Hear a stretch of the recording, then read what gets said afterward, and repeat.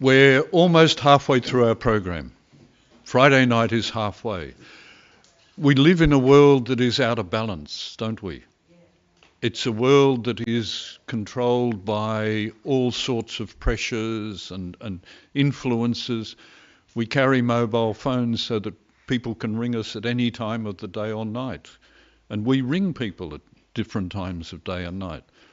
I often will leave my phone at home deliberately because I came from an era where you had to go down to the box half a mile away and you put your pennies in and you turned the dial and you stood there with the earpiece there and you spoke into a mouthpiece up on the wall and that, you see, and that's the era I come from. So to have these things in your pocket where people can ring you all the time, no.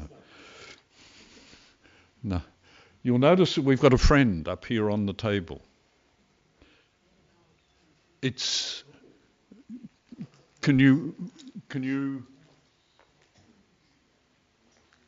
if I was to ask you if it has any association with anything we've done in the last few nights, would you be able to connect the dots? Remember the Nebuchadnezzar's dream. Gold, silver, bronze, iron and clay in the feet. This was 500, 600 years before they changed to AD from BC. So it's 2,500 years ago, and it was 4 kingdoms, and the 4th kingdom would be divided and mixed up. And as Vadim presented it the other night, history matches the dream. It's an interesting fact, isn't it? Who would have prophesied that there would only be 4 world kingdoms between Nebuchadnezzar and the time we're living in? It's very interesting. I find what Vadim is presenting very interesting, and I hope you are too. I've had a talk with a few of you, and yes, you tell me that you're enjoying what's here, and I hope you continue to enjoy. Next week, on Wednesday next week, we're talking about longevity, how you can live a longer life. Some of us have lived quite a long life already. But when you live this life, you want to be able to live it in comfort and peace and health. Yes, and Vadim's talking about that next week. But it's a pleasure to have him coming and sharing with us. My announcements, I was to announce something, wasn't I? Yes, I switched off my memory, didn't I? I'll tell you. I'll Yes. Good. Thank you very much. Thanks, Vadim. Thank you. Well, good evening, young people. It's a pleasure and delight to see you, and thank you for coming, even in spite of the fact that it's the middle of the week. Normally we have bigger crowds on the weekends, and that'll happen this weekend as well, according to our registration desks. But in the meantime, those who were a little bit delayed, come take the cheap seats, feel yourselves comfortable. Because they're the ones in the back.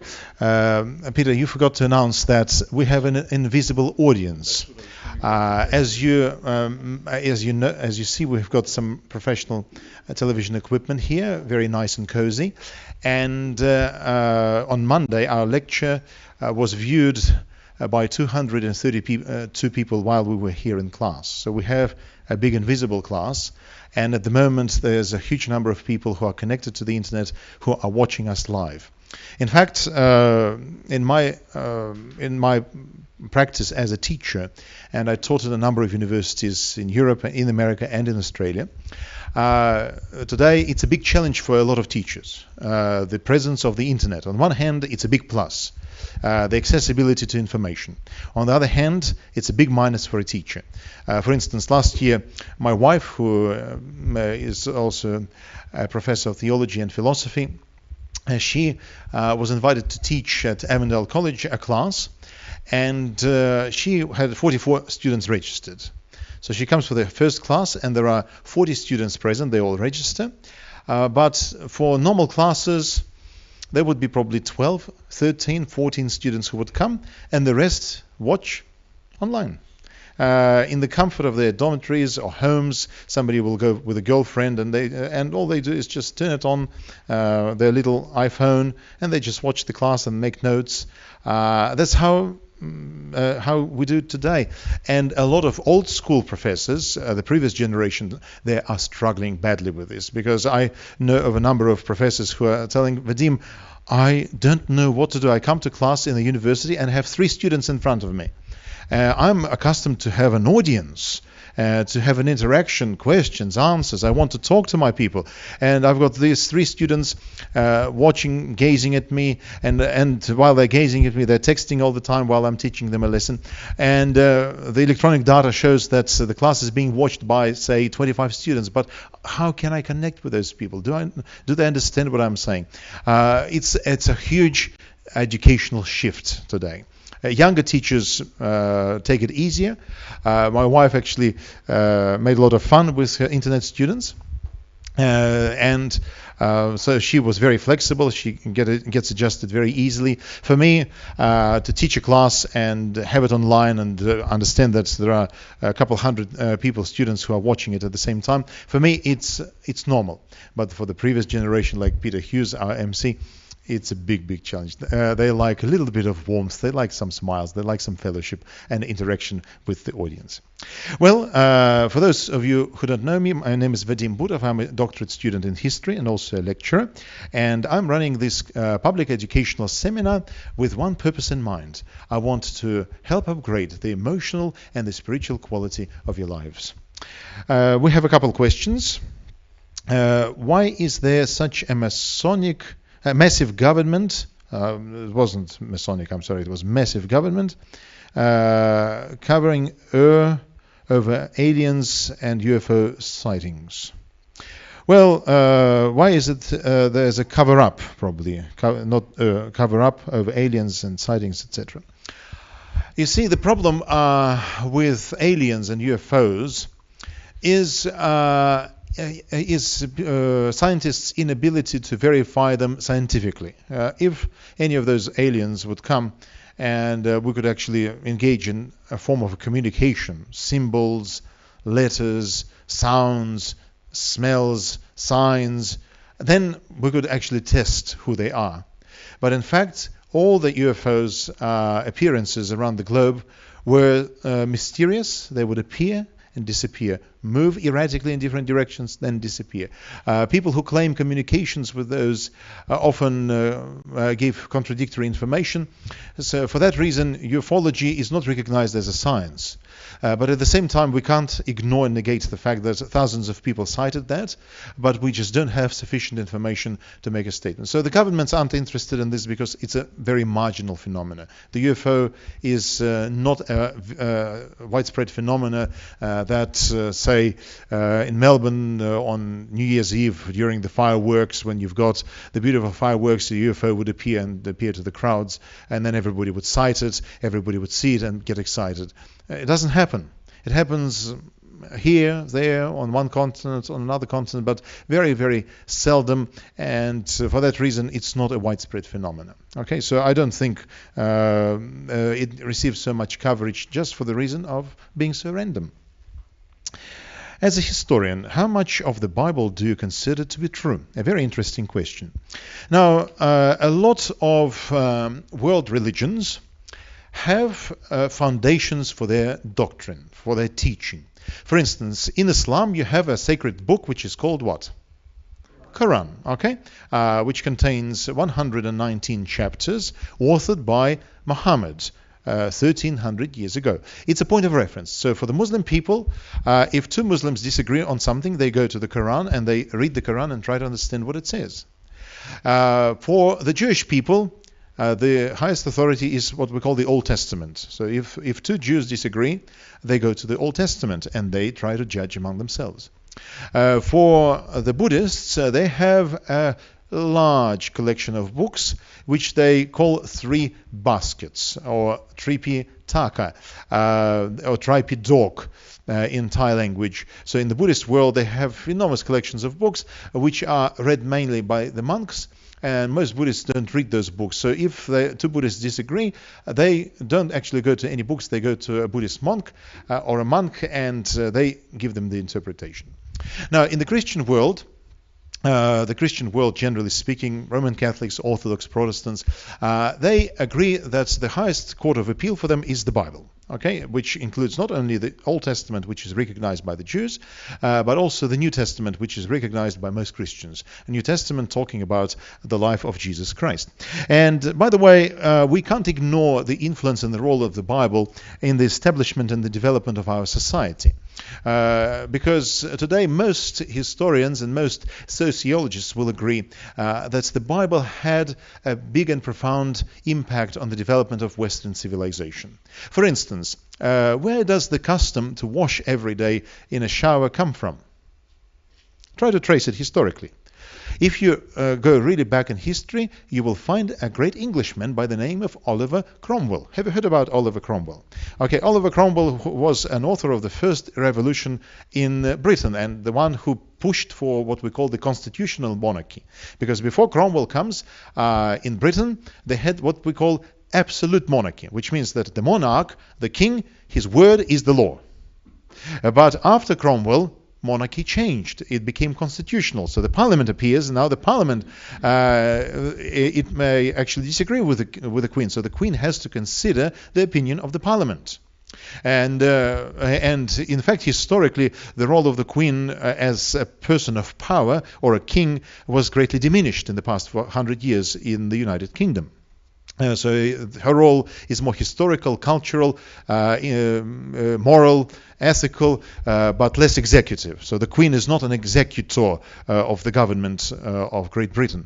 But Cromwell himself, he was a Protestant, and he believed that if you want to purify the heart, you should also purify the body. And before Cromwell, normally the English washed twice a year. Once before Christmas and once before Easter. Okay, so before a big holiday, before a big feast, they would wash. Otherwise, they very seldom washed. In Europe, in Middle Ages, ladies used to make haircuts with like shapes and different structures on their heads, which took a lot of time and a lot of art, and they never washed them. So different insects would populate those structures, and the noble women in Europe, they had a special box on their waist with some needles to actually pop those insects out if they gave them some trouble. So I'm sharing this just to show you that in Europe it was not customary, and also in the northern climate of the United Kingdom. In those days, they did not have a shower. For you to have a warm bath, you had to carry a lot of buckets of hot water into a bath and wash yourself. So it was a very expensive enterprise, and you had to have servants to actually take a good bath. But Cromwell says, let's get rid of this. London is too filthy. London is too dirty. Let's wash the streets. Let's wash the homes. Let's wash the bodies every day. And that's where you have what we call the Puritan tradition. Have you heard about the Puritans? The word Puritan comes from the word pure. Let's wash everything. And today we can't ignore the fact that the entire Western civilization inherited a custom of clean streets, beautiful lawns, clean bodies on a daily basis. It inherited it from Cromwell and his Christian beliefs. So even if a modern person is secular and does not want to have anything biblical in his life and does not want to affiliate himself with any form of Christianity, which is okay and is respectable, no one can still ignore the fact that most of our lives, most of customs and everything that surrounds us is based on this ancient book. Christmas is based on this book. Okay, today Christmas in Australia is not a religious festival for most people. It's a family festival. People celebrate it as a family thing. They dine together. They take holiday time. They give each other gifts. It's a beautiful time. They come and sing carols. But overall, most people in Australia would not take Christmas as a religious festival. They take it more as a social and cultural festival. But if you look at the roots, it still takes us back to the birth of Jesus Christ. Take Easter, same connotation, the resurrection of Jesus Christ, his death and the resurrection, again, somehow remembered by the society. The architectural marvels, classical literature, novels, arts, many things which you find in modern society are all based on this book, because people in the Middle Ages who read this book, they dedicated their talents to the personalities and heroes of this book, like Leonardo da Vinci, Michelangelo Buonarroti, the great Italian artists. They did a lot of their great work based on this book. So we can't ignore the huge cultural, social, and even economical impact of this book on the development of the Western civilization. So now, coming back to our question. As a historian, do I think this book is true or not? Well, as an atheist, I thought it was not. I grew up as an atheist in the former Soviet Union. No problem, no problem. Feel yourselves comfortable. Feel free to move around, even if you have a cell phone and it's on. If it accidentally rings, I don't mind. I'm very flexible. I'm a very flexible lecturer. I want my audience to feel at home. So, as an atheist, I grew up with an understanding that the Bible was actually a collection of myths and fairy tales. It was unreliable. But as a teenager, very curious, I was looking for some answers. And I started looking at some pieces of atheistic literature. I looked at pieces of archaeology literature, and then I realized that in the past 200 years in the Middle East, archaeologists uncovered so much that it leaves no doubt as far as historicity of this book is concerned. They had many doubts about the existence of King David. Well, they found historical documents in ancient Egypt about the existence of King David. They questioned the existence of King Sargon and his conquest of ancient Israel. They found inscriptions about that. They questioned the kings of Assyria and kings of Babylonia coming to ancient Israel. Now we have historical evidence to prove that. They questioned the conquest of Babylon by Persians, which is described in this book. Now we have evidence to prove that as well. I could continue for literally hours and hours telling you stories of archaeology from Egypt, from ancient Assyria, from Babylon, from Persia, from Greece, from Rome, from Israel itself, which proves that this book is possibly the most historically accurate ancient document, because it's the only book for which we have so many manuscripts. For instance, if you take Aristotle, we have only a few manuscripts which could be traced back to his times and days, and they were copied. We don't have a lot from Aristotle, but nobody questions that it was Aristotle who wrote this. As for the Bible, we have over 20,000 manuscripts of the New Testament, ancient manuscripts, and over 2,000 manuscripts of the Old Testament. There's such a wealth and abundance of knowledge. My friend, Professor Randy Yonker from Andrews University in America, told me about his discovery in the city of Gath. Now, you probably heard about Gath, and there was a big giant. Do you know what the name of that giant was? Goliath. Have you heard about Goliath? And David, who killed Goliath. Now, many people said, it must be a fairy tale. It can't be true. How could David face and kill a giant? Well, archaeologists making excavations in the place where once the city of Gath stood, they found the house of Goliath from Gath. They found an inscription which says that. And for archaeology, the most valuable thing is not just the discovery of a clay pot or a piece of jewelry. When they find an inscription, it's invaluable. And in this case, they did not just find a city of Gath and the remains of old ruins, of old buildings, houses, streets, the central square, the market square, the cemetery, all the features of ancient cities, but they actually found inscriptions. And we have a lot of written documents. And so today, objectively, from the scientific viewpoint, there's no doubt when it comes to the historicity of this ancient document. But the beautiful thing about this document is that it has such a positive impact on people's lives. It has such a positive impact on people's lives. Well, you may write more questions. Please bring them to our registration team. I delight receiving questions from my audience. But now let's get to our main topic, 300 prophecies fulfilled at the same time. But before that, a topic on Friday will be an interesting one. You may want to bring your friends to it. We will talk about ancient prophecies about terror. Now, people are asking a question: the problem of global terrorism. Is it an accidental spike in the development of human history, or is it actually a fulfillment of prophecy? I will show you some interesting texts in biblical scriptures of how modern times in which we lived were precisely described in multiple prophecies of the Old and the New Testaments. It'll be a fascinating journey into the world of prophecy. So that is happening on Friday. Ancient prophecies about terror. But tonight, 300 prophecies fulfilled at the same time. We will not be able to study all of these 300 prophecies, because if we look at each one of them just for 1 minute, it'll take us 5 hours. But I will look at 12 prophecies out of 300. Now, we're going to talk about an interesting personality, the personality of Jesus Christ. Now, people ask a question: did he ever exist? Because some people think that he was invented. Well, there is sufficient historical evidence to prove that Jesus Christ actually is a historical figure. About him wrote Pliny the Young, the Roman historian, Tertullian in his Apology, Phlegon, Tacitus in his Annals, a Roman historian, Josephus Flavius, he was a Jewish historian who wrote for the Romans. There are 27 books of the New Testament in the Christian Bible.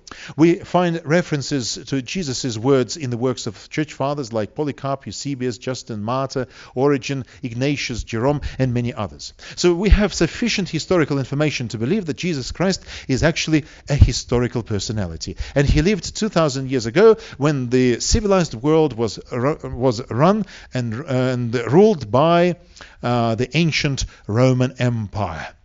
It was the time when no state could resist the invincible Roman legions, which trampled underfoot every country they entered. So 2,000 years ago, under their dominion was a little country called Palestine. It's a small country in the Middle East, on the east coast of the Mediterranean Sea. And we're going to look at some cities tonight. Jerusalem, just 9 kilometers from it to the south, Bethlehem, and just an hour and a half, couple hours drive north, we are going to look at the little township of Nazareth. Israel, in fact, is only a very small country. In one day, you could actually go around the entire country. It's not very big, but it's populated today by 8 million people. It's an interesting land with a lot of interesting discoveries. Well, 2,000 years ago, there appeared a man who was a very different man to everybody else.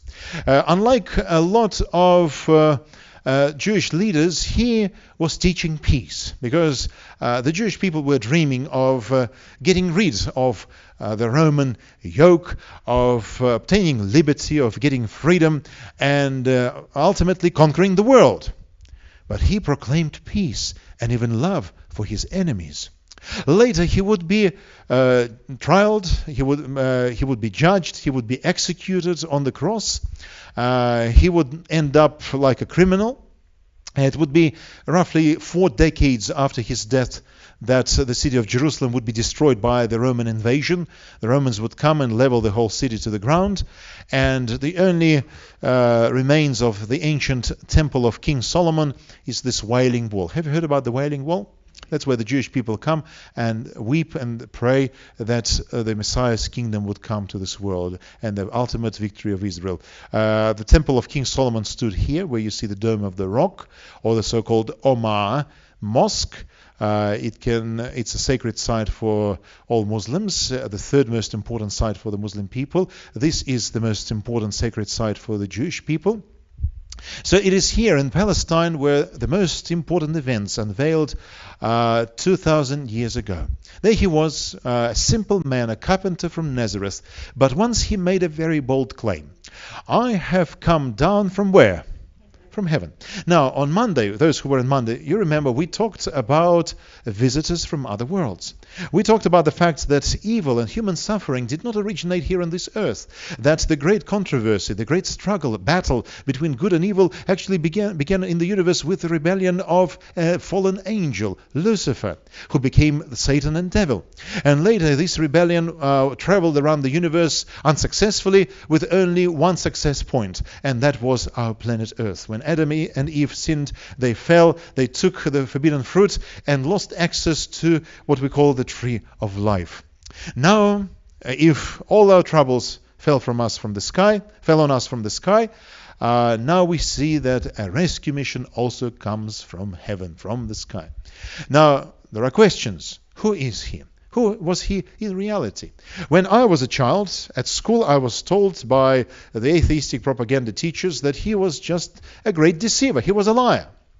And I still remember one of our classes of political information in a Soviet school when we had a lecturer on atheism who came and taught children that God does not exist. I raised my hand and I asked the lecturer, can I ask you a question? And he said, feel free, young man. I said, you are telling us that God does not exist. Now, if he does not exist, why should you spend the whole hour lecturing that he does not exist if he's not there? All right? I said, if my sister is not here, I was a child. I asked him a childish question. It's a very childish question. If my sister isn't here, all I have to do is just, look, my sister isn't here, but why should I actually try to prove that she's not here? She's not here, and that's it. I don't have to spend an hour proving that. Why do you spend so much effort and time proving that he does not exist? If he is not there, why should you worry? My teacher quickly said, Budov, shush, sit down. We know you're a smart boy, but don't ask too smart questions. So questions which are too smart. Well, I was puzzled since childhood. Who was he? Was he just a mere teacher, a liar? Or was he a messenger from the universe? Maybe he was a strange alien. Who was he in reality? The other question which troubled me a lot, what was his mission on Earth? What was the goal of his coming to this planet? And I still remember opening my grandmother's suitcase. I loved my grandmothers. They had a lot of trouble from me. Because I was so inquisitive, I was searching everything in their houses. I would not leave one stone unturned in the places where my grandmothers lived. So my grandma had a little secret suitcase. So finally, I took a needle, and by playing with the locks, I managed to open it. I found their address, shoes, different other things, and I found a little icon. Where there was Virgin Mary and Jesus. I pulled the icon and ran to my grandma and said, Grandma, what is this? And who is this woman? And who is this young man? And why does he look like an adult sitting on her hands? My grandma said, give it to me. She quickly put it back, shut the suitcase, put it on top. Shh, don't ask questions. You see, Russian women in those days, they used to prepare for their funerals decades in advance. Those were her funeral clothes prepared. And in spite of the overall atheistic atmosphere in the country, a lot of people kept some beliefs secretly, and they didn't want anyone to know, just in case. So when she would be buried, she wanted her to be dressed in those funeral clothes, and just that little icon with Mary and Jesus to be somewhat placed in her coffin. So I didn't know that, but I was puzzled. I said, please tell me, who is this woman? Who is this? And I would walk around chasing my grandma all day long, asking her this question, who is he? When did he live? Well, she said, well, one day you will know. Of course, I went to an encyclopedia of a young atheist. I had an encyclopedia. And in the encyclopedia, I found the article Jesus Christ. It said, in biblical mythology, a savior of the world. So it's mythology. Okay, he's a myth. So I was puzzled with the question, what did he come for? What was his life about? And thirdly, what should be my attitude to this person? So 3 questions. Who was he? What did he come for? And thirdly, what should be my attitude to him? In the Bible, you find these beautiful words. You search the scriptures because you think that in them you have eternal life. And it is they that bear witness to me. So he says, look at the scriptures. Look at the old text, and you will find the truth about me in these writings. Now, what I'm going to show to you this evening is a connection between the Old Testament and what? and the New Testament. Let's look at how they are connected, because what you will notice is that Old Testament prophets would write down prophecies, and the New Testament heroes would witness the fulfillment of those prophecies. For instance, in the Garden of Eden, the Lord God said to the serpent, I will put enmity between you and the woman, and between your seed and her seed. So here shall bruise your head, and you shall bruise his heel. So there will be a battle between the serpent, between Satan, and the seed of a woman. Now, I still remember the day when I discovered how children are actually born.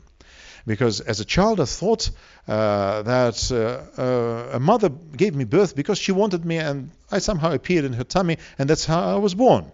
I never realized that you actually needed a man for a child to be born. I did not have enough biology knowledge.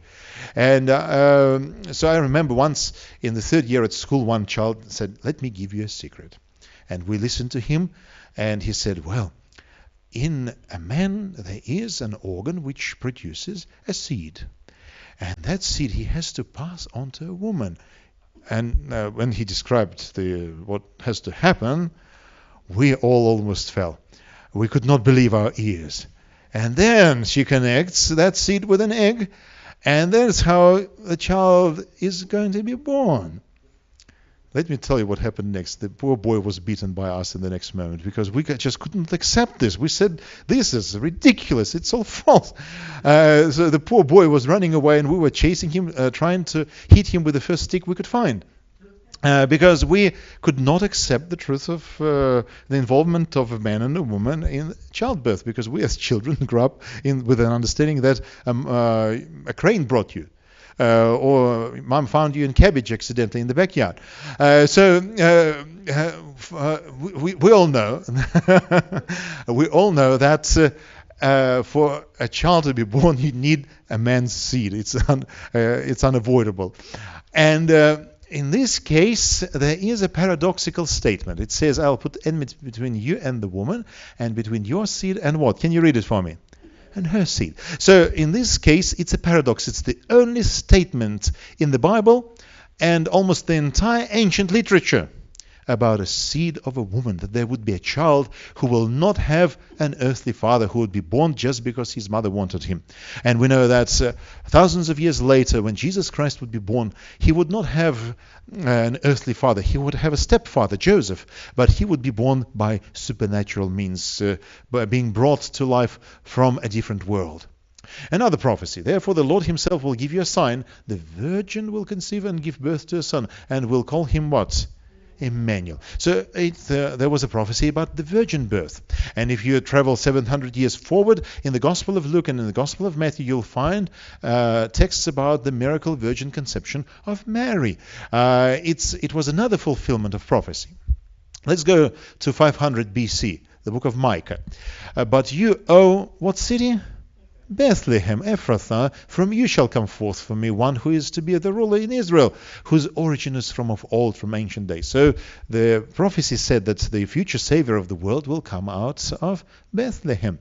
And we know that Joseph and Mary used to live in Nazareth. Now, have a look at what happened. In those days, a decree went out from Caesar Augustus that all the world should be what? Should be enrolled. There was a census. Now, when I moved to Australia, I thought this is one of the most democratic societies in the world. But what really stunned me, when I became an Australian citizen, I realized that I have to actually participate in the census, definitely, because otherwise I would get a fine. Or I have to participate in the election, because if I don't, well, my wife once missed an election, and she had to pay $55 fine for that. So census is necessary, election is necessary, and that's great. So in the country, in Australia, when there's election, you definitely know what people want, because everybody voted. Well, in those days, it was a census for taxation purposes, one of the first one in the history of the globe. And it's interesting to notice that in Rome, archaeologists found writings that approximately in 5-6 BC, it took about 2 years, there was a census in the Roman Empire. And that's the time approximately when Jesus Christ was born. Now, a lot of people ask a question: how can you explain this? If the census was in 5/6 BC, before Christ, how could he be born before his birth? Well, the simple answer is his actual date of appearance to this world was a little bit miscalculated. And today, it's only a supposed date that he was born in the first year AD. To be more precise, from archaeology, he was born roughly in 5/6 BC. Moreover, you remember when he was born, there was an evil king by the name of Herod. And Herod gave a decree to kill all the little babies in Bethlehem. Now, we know from Roman historians that Herod the Great died in 4 BC. So Jesus had to be born before Herod died. And because Herod died in 4 BC and the census happened in 5/6 BC, so the approximate time when Jesus was born was actually in 5/6 BC. The time of his actual birth, we don't know if it was December 25. There's no historical evidence for that. So we'll leave it for future research. But it did happen, and it did fulfill the ancient prophecy. So because there was this census for taxation purposes, everyone in the Roman Empire had to go back to their cities where they were once born. And though Joseph and Mary were residing in Nazareth, they had to travel to Bethlehem. And Mary was pregnant. She was about to give a child to the world, and Joseph also went up from Galilee, from the city of Nazareth to Judea, to the city of David, which is called Bethlehem, to be enrolled with Mary, his betrothed, who was with child. And she gave birth to her firstborn son, and wrapped him in swaddling clothes, and laid him in a manger, because there was no place for them in the inn. Can you imagine that beautiful time? Well, it was a fulfillment of prophecy, because the prophet said 500 years in advance, he will be born in which city? In Bethlehem. And then census happens, everybody has to come back to their hometowns, and Joseph and Mary travel hundreds of kilometers from Nazareth to Bethlehem to give birth to a new child. Well, when he was grown up, once on Saturday, he went into the Jewish synagogue, and standing in front of a big assembly of people, he read these words: "The Spirit of the Lord God is upon me, because the Lord has anointed me to bring good tidings to the afflicted. He has sent me to bind up the broken-hearted, to proclaim liberty to the captives, and the opening of the prison to those who are bound, to proclaim the year of the Lord's favor, to comfort all who mourn." So he read an ancient prophecy which was recorded almost 800 years before his birth. And by reading that prophecy, he said, this is what I am going to bring to the world. And indeed, during his life, he did precisely as the prophecy predicted. He touched the eyes of the blind, and they saw. He spoke to the ears of those who could not hear, and they could hear his voice for the first time in their lives.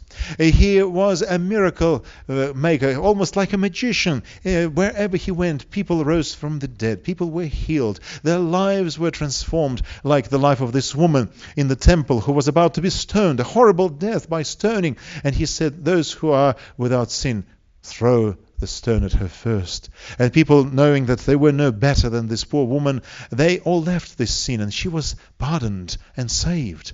It was him who called out, Lazarus, come forth, and called a dead man out of the grave. He was extremely popular not only with adults but also with little children. Mothers brought their kids to him so that he would take them on his hands and give them his rabbinic blessing.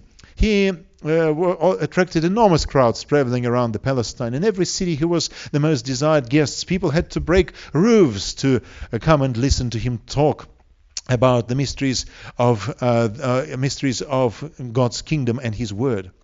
But he was not only popular, but he was also despised by other people. And in fact, those were the religious leaders of Israel who hated him the most. That's what you find in the New Testament. It was his polemic with these people, with the Pharisees and the Sadducees of the New Testament, which was a huge problem in those days. And they were on the road going up to Jerusalem, and Jesus was walking ahead of them, and they were amazed, and those who followed were afraid. And taking the 12 again, he began to tell them what was to happen to him. Behold, we are going up to Jerusalem, and the Son of Man will be delivered to the chief priests and the scribes, and they will condemn him to death and deliver him to the Gentiles. And they will mock him and spit upon him and scourge him and kill him. And after 3 days he will do what? He will rise.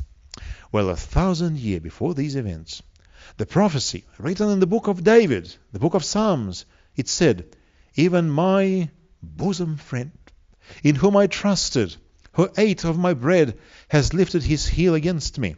Is it easy to be betrayed? I think betrayal is one of those things which is extremely difficult to forgive. I still remember when it happened in my family, when my mom discovered that my father had a woman, and she was broken. She was depressed. When she knew that, as Russians say, he went to the left. When in Russia somebody has an affair out of marriage, they say he went to the left. When she discovered this, I remember the tears and the grief of my mom, how badly it hurt her. Well, it says that he would be betrayed by a close friend. 1,000 years later, that's what happened. A kiss of Judas, who was one of whom? Tell me. One of his disciples, one of his apostles. It betrayed Jesus.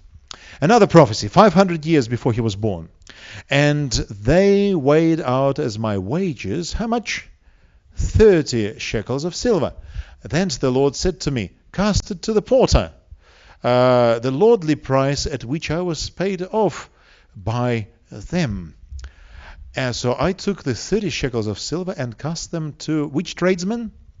To the porter at the house of the Lord. So 3 elements: 30 pieces of silver, the money will go to the porter and will end up in the house of the Lord. You see, a lot of these grains of knowledge I was receiving as a child from different history books and even atheistic books and fairy tales. I learned about the 30 pieces of silver when I was a 7-year-old child, and I was reading a fairy tale about a soldier and a general. And the general is asking the soldier, "Tell me, why is it that we call God thou in the singular, but the general we call you in the multiple?" And the soldier says, "Well, there are many fools like you, general, therefore we call you in the multiple, you, but God is only one, that is why we call him thou, singular." The general was not very happy about the soldier's answer and asked him the second one. "Oh, soldier, tell me, how much do I cost?" Well, the soldier thought for a minute, and then he said, "Well, you, general, you cost 28 silver coins." "How come I cost so little?" asked the general. "Well, the heavenly king was sold for how much? For 30. It means that the earthly king, who is one rank lower, is 29. And you, general, are one rank lower than the king. You cost 28. But as a child, I was getting that knowledge, and I was storing it somewhere on one of the shelves of my brain. Well, let's look at what happened 500 years later. "Then one of the 12, who was called Judas Iscariot, went to the chief priests and said, 'What will you give me if I deliver him to you?' So here is the bosom friend. And they paid him how much? 30 pieces of silver. Was the prophecy fulfilled? Yes. And from that moment he sought an opportunity to betray him. Then you know that Jesus was betrayed and he was tried at the Jewish court. When Judas, his betrayer, saw that he was condemned, he repented and brought back the 30 pieces of silver to the chief priests, saying, 'I have sinned in betraying innocent blood.' They said, 'What is that to us? See to it yourself.' And he cast down the pieces of silver in the temple and departed and hanged himself. So they took counsel and bought with them," and can you read the next phrase for me? "The potter's field to bury strangers in." So you see that the pieces were thrown in the temple, and they were used to buy the potter's field. Now, 500 years before that, the prophet said there will be 30 pieces of silver. They will be cast in the house of the Lord, that is the temple, and they'll be used by the porter. So you see, every bit of ancient prophecy is being fulfilled with mathematical accuracy. So there he is before Pontius Pilate being tried. And for 700 years before that, in the book of Isaiah, the prophet said, "He was oppressed and he was afflicted, yet he opened not his mouth. Like a lamb that is led to the slaughter, so he opened not his mouth. He was despised and rejected by men, a man of sorrows and acquainted with grief. And as one from whom men hide their faces, he was despised, and we esteemed him not." Another prophecy, "I gave my back to the smiters, and my cheeks to those who pulled out the beard. I hid not my face from shame and spitting." So the ancient prophets said that the great messenger who will come from a different world to help this mankind, to help this civilization, he will end up in a very tragic circumstances and will suffer a very painful death hundreds of years later. Then they spat in his face and struck him, and some slapped him. So he was beaten. And we know that he was flogged twice. And the Roman flogging was very painful because they would flog you and then they would salt your wounds. It was not an easy enterprise. They would put a crown of thorns, big thorns on your head, and they would beat you on the head so that blood would spill all over you. And then they would take him to Calvary. This is a supposed place of Calvary in Jerusalem. There are actually two places where they think Calvary was. This one is more likely, according to some historians, because Calvary was called the skull, and this place looks a little bit like a human skull. So it's a likely place where Jesus was crucified. Well, 1,000 years before that, the prophet said, they have pierced what? My hands and my feet. The Roman Empire was not born. It had not been born yet. But the prophet said that the great Messiah will die when people would punch his hands and his feet. It would be only 300 years after this prophecy that the Roman Empire would appear. It would take another hundreds and hundreds of years before the Romans would invent crucifixion as a torture and painful way of execution. But that's precisely what happened when Jesus came to this world. He was crucified. And many doctors will agree with me that crucifixion was a very painful experience. The person was bleeding and could even bleed to death. They were hung on the tree and nailed and then roped to a tree, which gave them constant pain, enormous suffering. And for every breath they had to pull themselves on the cross. I remember a number of years ago when I had a very bad accident in a gymnasium when I was practicing my sport, and I had a bad break of my arm. My bones went to one side. I had nerve damage. I had my ligaments and muscles torn. And I suffered 5 operations, reconstructive operations, to reconstruct my right elbow. And I still remember after the second operation when I had those metal pins sticking out of my arm with a frame. And after 8 weeks I had to come back to take those pins out. I come to a hospital not far from Newcastle, and the registrar takes me to his room. A young man, just a new graduate from the university, and he takes a pair of medical pliers and he says, okay, let's take your... And I'm saying, sir, aren't you supposed to give me an anesthetic before you take these things out? Oh, he said, oh, don't worry, they'll come out easily. Everything will be normal. So he lies me on a cushion, and I hold my hand, and so he takes the frame off. It was easy, and now I have 4 pins that are drilled into my bones, and he starts using the pliers, trying to unscrew them. Let me tell you, I screamed. And I'm fairly tough, but... he said, okay, let's try again. Maybe it was just stuck. Let's try another one. So he tried another one. It stuck too. I said, okay, so let's try the last time. So he tries to pull it again, and he tries to unscrew it, and I'm screaming. I just can't bear the pain. Then he calls. I said, sir, can you please call the surgeon who is above you, in your ranks, and ask him for an opinion.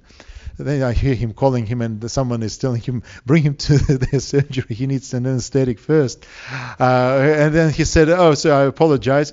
We'll quickly give you an anesthetic and we'll take them. So they took me to the surgery room. They put me to sleep, and then they took those pins out. But let me tell you, when he did this, I thought this was a negative experience on one hand, but also a positive experience on the other hand, because then I thought, now I can understand what crucifixion is all about. Because if for me, out of my bones, I felt so much pain when the medical screws, I find it hard to go out. And I'm a tough boy because in the past I remember I took a wisdom tooth without an anesthetic. I actually had an argument with one of my friends, and he said, no way you're going to take a wisdom tooth without an anesthetic. I said, I'll try. Come, I'll show you. So he came, and I had this stomatologist, the dentist, actually pulled my wisdom tooth without an anesthetic. So I am tough. I can tolerate pain. I even won an argument on doing that. But let me tell you, those pins were painful. And so in this case, it was a very, very a very acute and painful experience. And then he died a painful death. So the scripture was fulfilled, which says, and he was numbered with whom?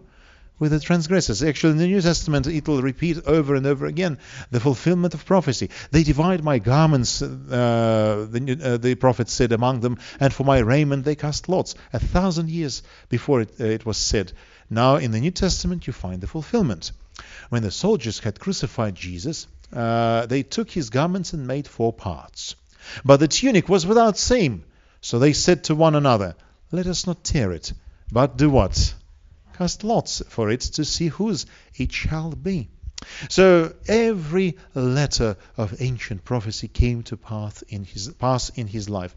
So he died and he was buried, and he would spend 3 days in the tomb, and on the 3rd day he would rise again. It would be an event which would completely change the history of mankind. It would actually divide the history of the world to everything that was before him and after him. BC, before Christ, and Anno Domini, the era of our Lord. And a lot of people were trying to criticize the fact of his resurrection. I still remember when I was a child, and once in the morning on Sunday, my father wakes me up and says, Vadim, Christ is risen. I look at him and said, Dad, what did you say?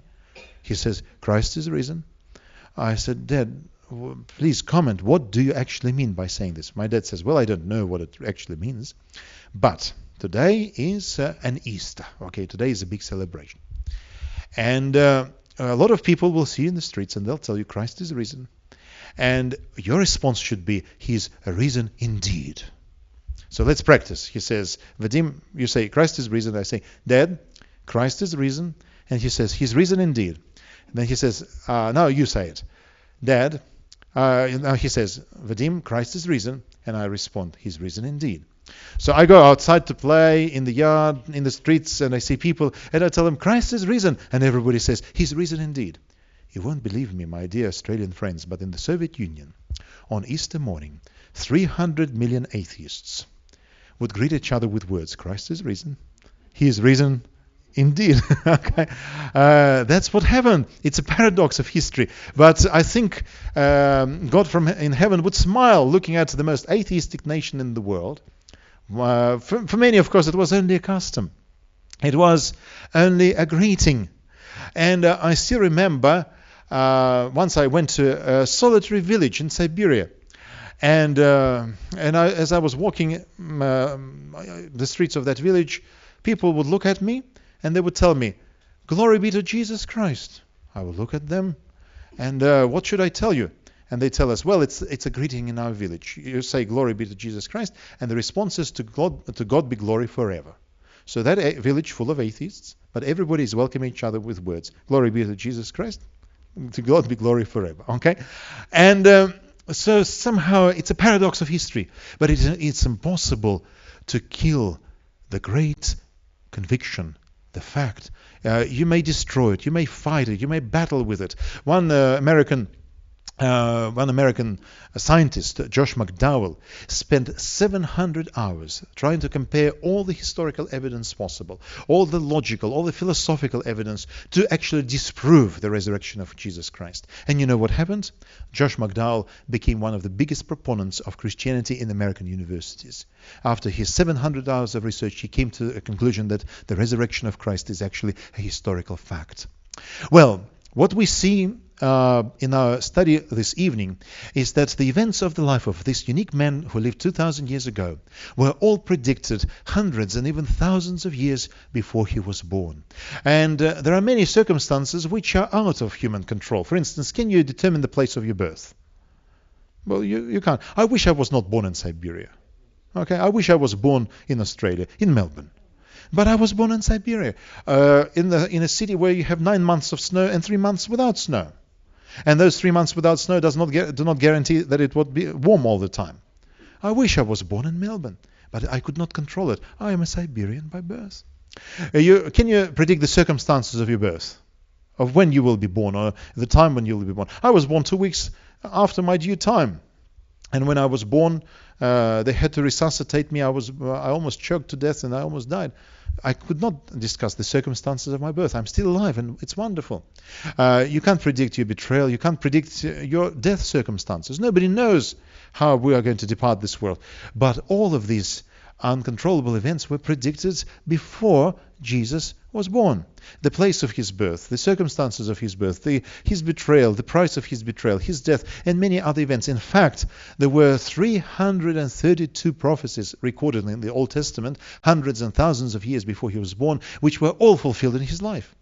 One American scientist, an expert in the theory of probability, actually asked the question: what is a theoretical probability of 332 ancient statements colliding together in the life of one single human being?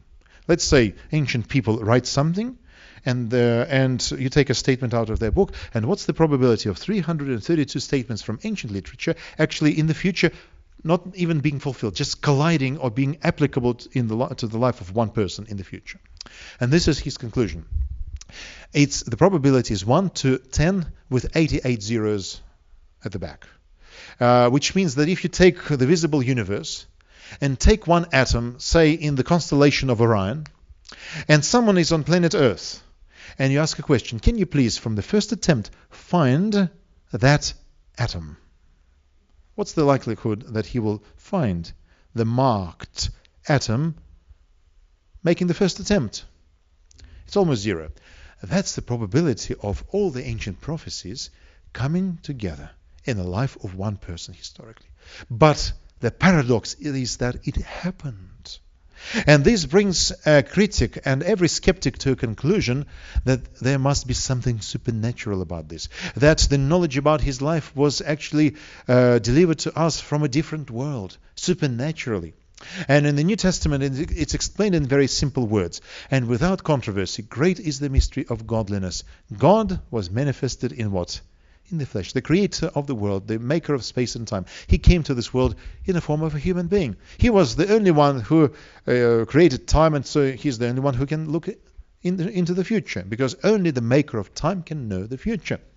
But now he has appeared to put away sin by what? By the sacrifice of himself. So the question is, what was his mission? Well, he came to pay a penalty, a price, a ransom for the sins of the world. In Christ, God was reconciling the world to himself, not counting people's trespasses against them, and entrusting to us the message of what?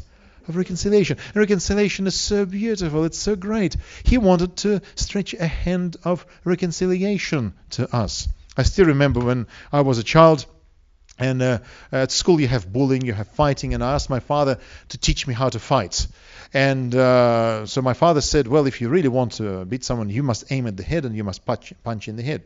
Because you see, little children, they normally don't punch in the head. They wrestle, they try to hit each other, but if someone teaches you how to punch, he'll give you a lot of advantage.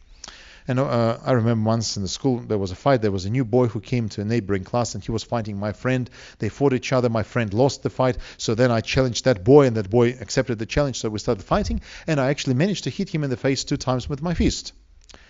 And then I left and I was in the toilet washing myself, and then I saw he was in the toilet washing blood off his nose.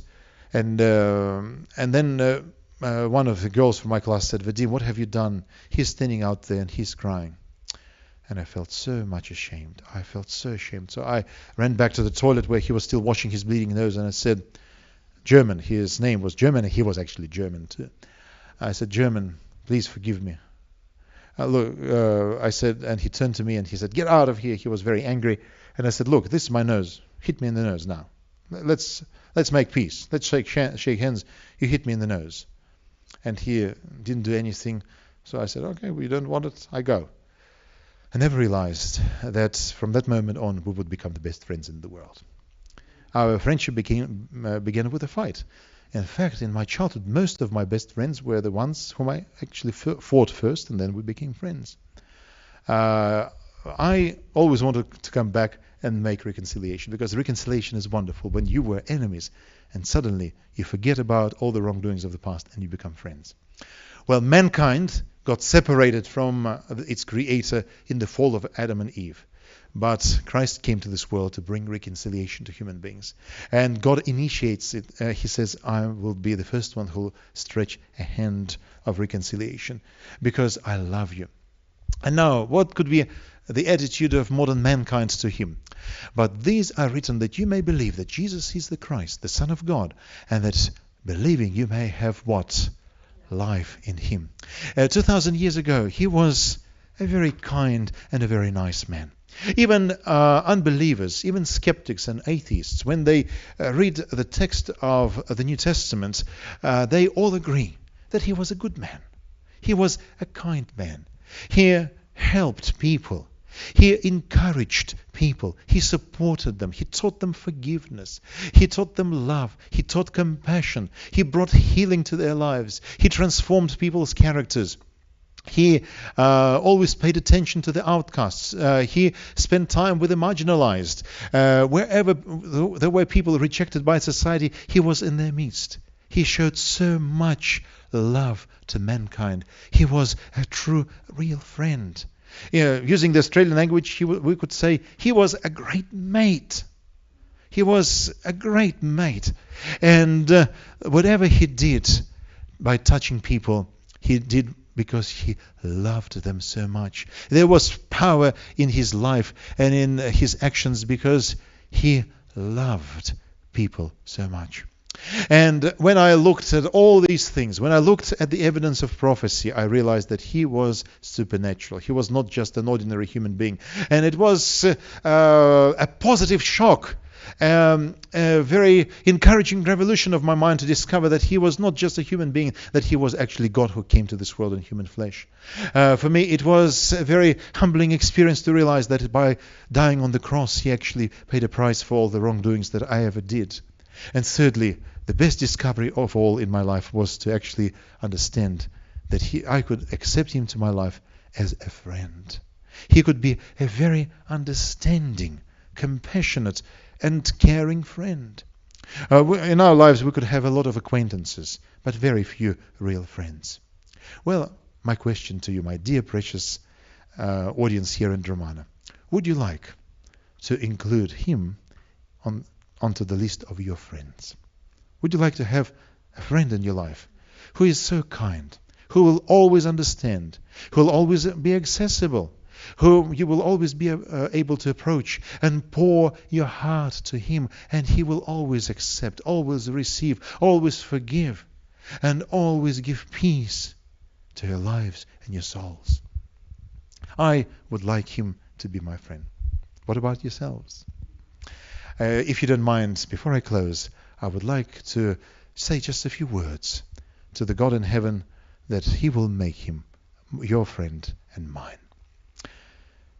Dear Jesus Christ, 2,000 years ago you lived among human beings and you showed how much you love them. We ask you that you'll come into our lives today and become our friend and loving Savior. And by coming into our lives, bring peace and liberation from the world of negative emotions to us. Fill our lives with meaning. Fill our lives with joy and inner satisfaction, with the knowledge that there's someone who cares. Amen. Well, our fourth program is coming to a close. As you see, we promised to keep our meetings short. We have never exceeded 1 hour and 5 minutes. And our next lecture is on Friday. And you know where the old shire office is? It's just 20 yards away. Let me use the British measurement, 20 yards, not 20 meters, okay? Just make shorter steps, 91 centimeters, okay? Just 20 yards away in the old shire offices, there's a very nice hall. Friday night, come bring your friends, that would be great. Peter, would you just make some concluding remarks? Thank you very much. May I add a detail to what you were saying? You said the possibility of finding that atom was 10 to the power how many? 88 zeros. 88 zeros. So 1,000 is 3, 1,000,000 is 6, 1,000,000,000 is 9, so 88 is a lot of zeros. Science has determined that if you have 10 to the power 50, so 10 with a 5 and a 0, 1 0 after it, it's beyond the possibility of happening. It just won't happen. So to have 88 zeros, it's not just not going to happen, it doesn't exist. And that was that was the point you were making, wasn't it? Yes. Thank you. Thank you.